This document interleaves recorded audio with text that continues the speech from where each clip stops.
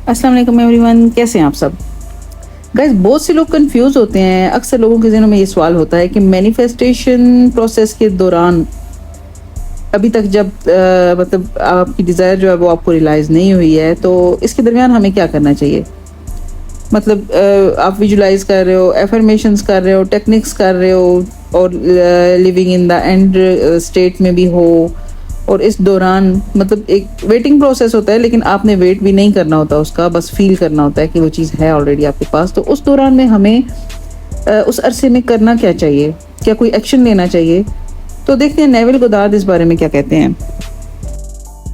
You think that you can do something, you want to do something but actually you can do nothing. The illusion of free will to do is but ignorance of the law of assumption upon which all action is based. Everything happens automatically.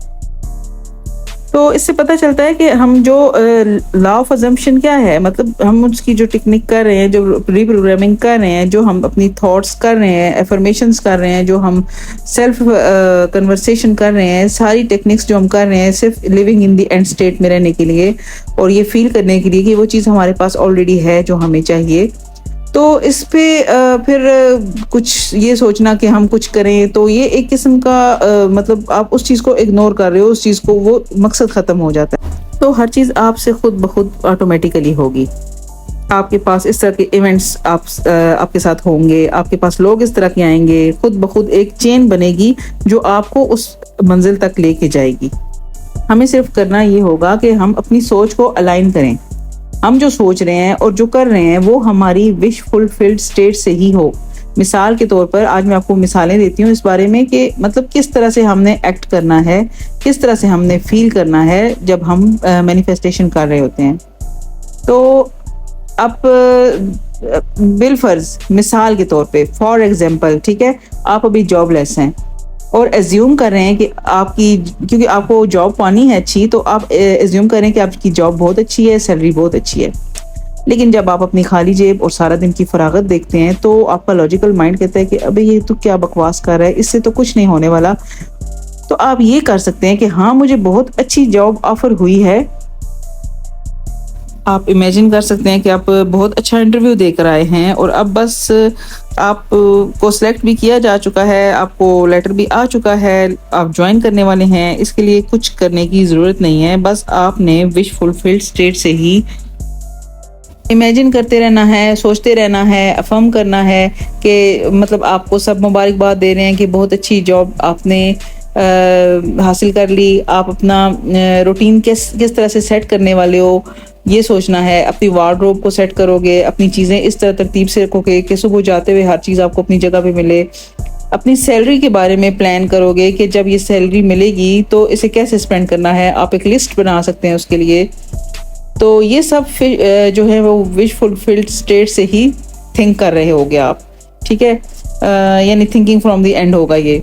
और ये जब तक confirm नहीं हो जाता या आपको realise नहीं हो जाता तो आपने इसी स्टेट में रहना है, और बार बार अगर चेक करोगे, सवाल करोगे, तो वापस उसी स्टेट ऑफ माइंड में चले जाओगे कि कुछ नहीं हो रहा है, तो वाकई फिर कुछ नहीं होगा और चीज़ें डिले होती ही रहेंगी। तो इसी स्टेट में रहते हुए आपको इस तरह के लोग और मौके मिलते रहेंगे जो आपको आपकी मंजिल तक पहुंचाएंगे और आपकी विश जो है वो रियलाइज हो जाएगी।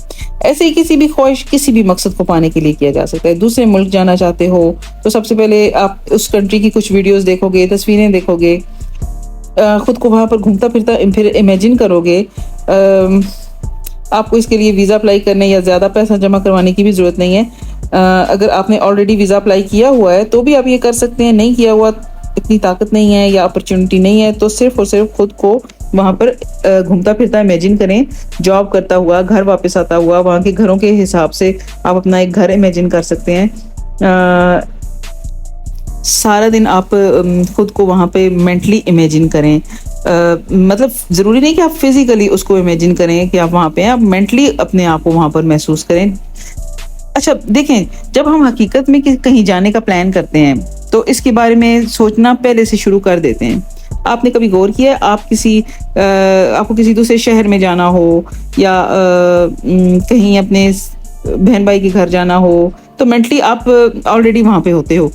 और आप उसी के बारे में इसी तरह से प्लानिंग कर रहे होते हो अपने जहन में, अपने माइंड में आप कन्वर्सेशन कर रहे होते हो अपने आप के साथ कि ये होगा वहाँ पे और वो करूँगा, या हम माइंड में पहले ही मतलब वहाँ पे मौजूद होते हैं।